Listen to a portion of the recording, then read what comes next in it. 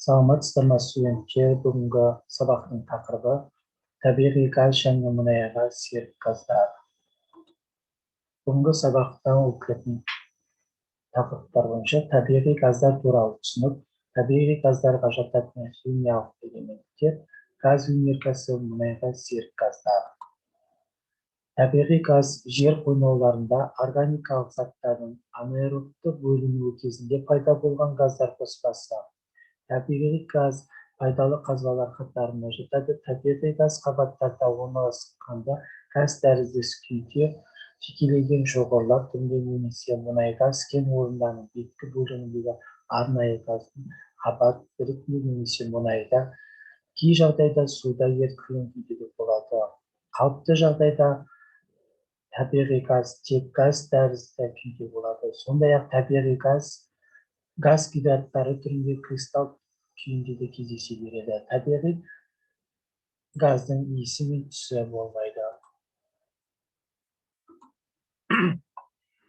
Табиғи газға жататында табиғи газдың негізгі бөлігін метан 92-ден 98%-ға дейін. Табиғи газдың құрамына ауырлық көмірсутектер метанның гомологты күрі кіре алады. Этан, пропан, бутан, сондай-ақ басқа да көмірсутек емес заттар да кездесіп жатады. Сутек, күкірсутек, көміртек диоксиді, азот, гелий. Химиялық құрамы мен физикалық қасиеттері тұрғысынан сан түрлі болып келетін әртүрлі геологиялық және биохимиялық жағдайларда ұшырасатын газ жатындарының жалпылама атауы. Олар бірнеше түрлерге жіктеледі. Табиғатта кездесу жағдайына орай атмосфера газдары, литосфера газдары, гидросфера газдары және органикалық әлем газдары болып төрт түрге бөлінеді. Көрініс беру пішіндеріне орай газогендік газдар, газ түзім газдары, айналым газдары және аралас газдар болып түрге бөлінеді. Химиялық құрамына орай көмірсутекті газдар, көмір қышқыл газдары және азот газдары болып үш түрге. Жарал табиғатына орай биохимиялық газдар, литохимиялық газдар, радиоактивтік газдар, ауа газдары және ғарыш газдары болып бес түрге бөлінеді. Бұл газдар сайып келгенде әртүрлі агрегаттық жағдайдағы күрделі табиғи жүйелер құрамынан бөлініп, дараланған заттар қоспасы болып табылады. Олар қалыпты жағдайда газ түрінде ұшырасады. Табиғи газдардың сан түрлілігі олар туындайтын табиғи жүйелер сипатымен және олардың газдарды бөліп шығару жағдайларымен анықталады. Өздері туындайтын табиғи жүйелер сипатына орай табиғи газдар, таужыныс газдары, газ гидраттары газы, мұнай газы, табиғи су газдары және жерасты газдары болып бірнеше түрге бөлінеді.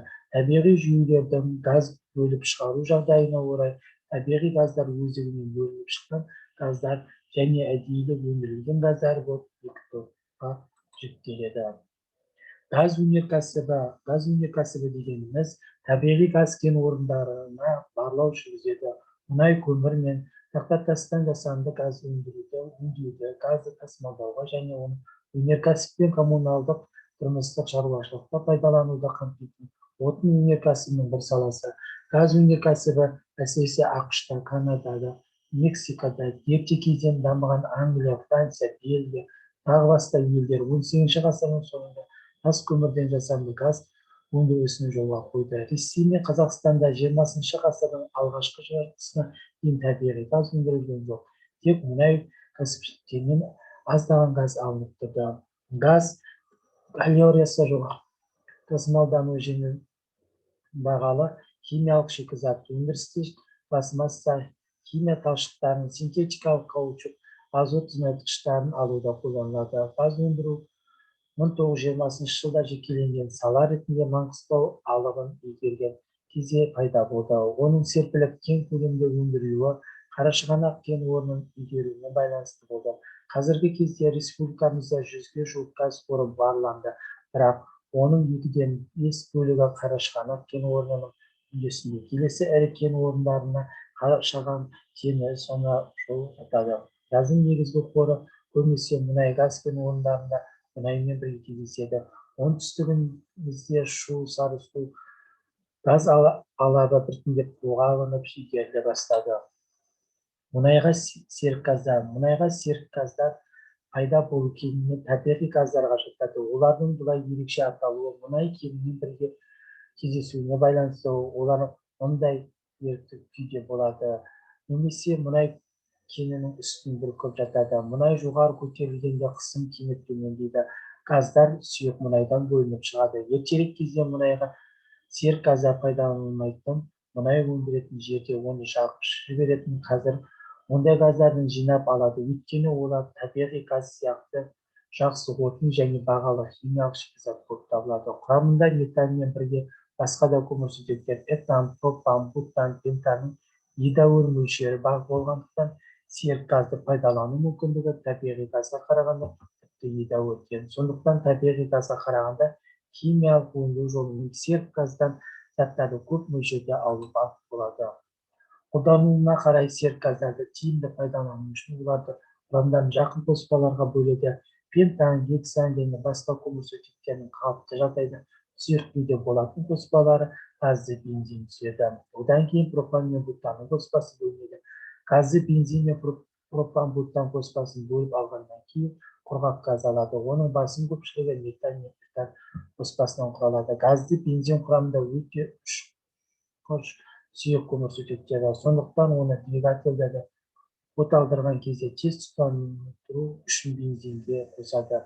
Пропан мен бутан сұйытылған газ түрінде жанармай ретінде тұрмыста пайдаланылады. Құрамы жөнінен табиғи газға ұқсас құрғақ газ әдеттеген сутегі және басқа да заттар алу үшін сол сияқты отын ретінде пайдаланылады. Мұнайға серік газдар химиялық өңдеуге арналған және жеке көмірсутектер этан, пропан, бутан тағы басқа бөлініп алынады. Қанықпаған көмірсутектер алынады. Бүгінгі сабақ бойынша үйге тапсырма табиғи газды пайдалы қазбалар қатарында жатқандықтан табиғи газдың қабаттарында жер қойнауында орналасқан газ тәрізді күйде жекеленген шоғырлар түрінде немесе мұнай газ фенолының беткі бөлігінде арнайы газды қабат немесе мұнай кей жағдайда суда ерітілген күйде болады. Және осы бүгінгі тақырып бойынша сіздерге үйге тапсырма табиғатта табиғи газдың табиғатта кездесу жағдайына орай неше түрге бөлінеді. Екінші, көрініс беру пішіндеріне орай неше түрге бөлінеді. Химиялық құрамына қарай неше түрге бөлінеді. Осы тақырып бойынша үйден жазып келесіздер. Сау, саламатта болыңыздар.